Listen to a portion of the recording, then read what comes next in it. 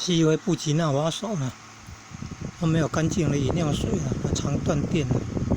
很穷困的，倒数第几名啊，很穷困的国家。这学生很优秀的，在他们国家都成绩好，得到奖学金的呢，念了他们国家的大学，然后得到台湾这边的中华民国在台湾这边的给的那个提供的那个